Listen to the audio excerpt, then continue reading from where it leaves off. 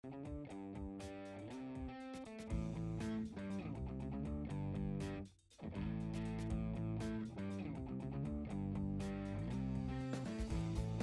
will add an image or a video by selecting the icon on the left.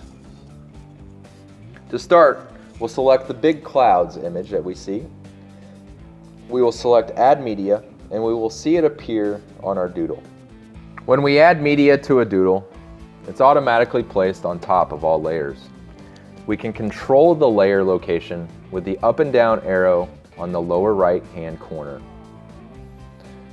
We can place the cloud video on the very bottom, allowing our text layers to be seen.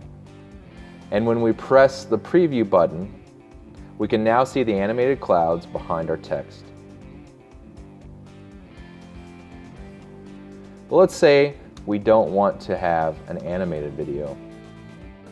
When looking through our library of images that we can add to the doodle, we can see where each file is identified as either being an animated file or a static file with the icon underneath their name. Let's now look for a static file to place on the background of our doodle.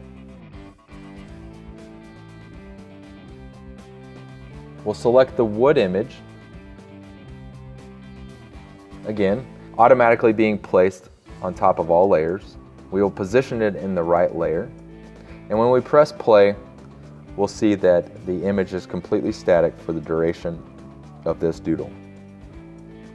We can add multiple image and media files, which allows us to add a logo or a secondary image that we want to put on our doodle. Note that if it's a JPEG file, you'll have a white background that fills the square around an image. We can resize it and place it wherever we like. But perhaps we want a more polished, finished look. By using a PNG file, which are also able to be loaded into the display, we can have a transparent background for the image we place into our doodle.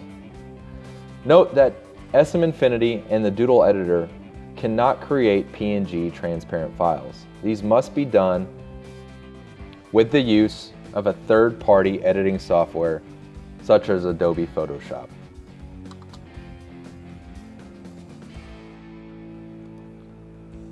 When working with secondary media files that we place on our doodle, we can resize, position, and place these where they best fit, and if necessary, add multiple. For the second wheat image that we see, we're going to place it behind the text, and we're also going to make it a little bit larger. This will help accent the text and make a more polished, professional look. With each image layer, we also have the ability to have the same animation effects that we discussed when we reviewed text layers. Now that we've added our animations to both wheat logos, let's preview. And you'll see that they are independently controlled of the text and the background layer. As with text layers, you can add as many image and video layers as you wish, but we do recommend keeping it simple and using one background image and no more than 2 graphics on top.